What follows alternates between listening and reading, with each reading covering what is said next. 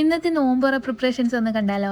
അപ്പോൾ ഞാനിന്ന് കുറച്ച് സ്നാക്സ് ഉണ്ടാക്കിയിട്ടുണ്ടായിരുന്നു. ഈ ഒരു കട്ട്ലറ്റാണ്. ഈ ഒരു സ്നാക്സ് മാത്രമേ ഉണ്ടാക്കിയിട്ടുണ്ടായിരുന്നു. വേറെ ഐറ്റംസ് ഒന്നും ഉണ്ടാക്കിയിട്ടുണ്ടായിരുന്നില്ല കേട്ടോ സ്നാക്സിൽ.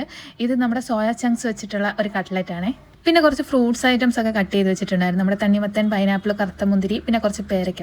ഈ പേരയ്ക്കയും തണ്ണിമത്തങ്ങയൊക്കെ ഇങ്ങനെ കൊണ്ടുവച്ച് ആരും എടുത്ത് കഴിക്കത്തില്ല. അതിന് മേലെ കുറച്ച് ഉപ്പും മുളക് പൊടിയൊക്കെ വിതറി കൊടുത്താൽ എന്തായാലും 1-2 പീസൊക്കെ എടുത്ത് കഴിക്കുക. അതുകൊണ്ട് ഞാൻ കുറച്ച് ഉപ്പും മുളക് പൊടിയൊക്കെ അതിന് മേലെ തൂക്കി കൊടുത്തിട്ടുണ്ടായിരുന്നേ.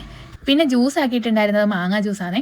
മാങ്ങ ജ്യൂസിൽ ഒത്തിരി കുറുകിയിരിക്കുന്ന ആർക്കും ഇഷ്ടമല്ല. അതുകൊണ്ട് കുറച്ച് അധികം ഞാൻ അത് വെള്ളം ചേർക്കും കേട്ടോ. അല്ലെങ്കിൽ ഈ മാങ്ങ ജ്യൂസും മുന്തിരി ജ്യൂസൊക്കെ അടിക്കുമ്പോൾ ഒരുപാട് അങ്ങ് കുറുകിയിരിക്കുമ്പോൾ എന്തോ പോലാണ് കുടിക്കാൻ. അപ്പോൾ കുറച്ച് വെള്ളം കൂടെ ചേർത്താൽ നല്ല ലൂസായിട്ട് വെള്ളം പോലെ ഇരുന്നാൽ എനിക്ക് കുടിക്കാൻ ഭയങ്കര ഇഷ്ടമാണ്. പിന്നെ കുറച്ച് പാൽ സർബത്തൂടെ ഉണ്ടാക്കിയിട്ടുണ്ടായിരുന്നു കേട്ടോ.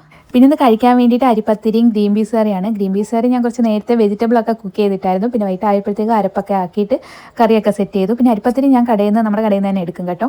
ഇന്ന് തന്നെ പള്ളിയിൽ നിന്ന് വൈകിട്ട് കഞ്ഞിയൊന്നും വാങ്ങിയിട്ടുണ്ടായിരുന്നില്ല. പിന്നെ എനിക്ക് ഏറ്റവും ഇമ്പോർട്ടൻ്റ് ആയിട്ട് വേണ്ടത് വൈകിട്ട് ചായയാണ്. നോയമ്പ് കുറിച്ച് കഴിഞ്ഞാൽ അതും റെഡിയാക്കി. അപ്പോൾ ഇതൊക്കെയായിരുന്നു ഇന്നത്തെ സ്പെഷ്യൽ.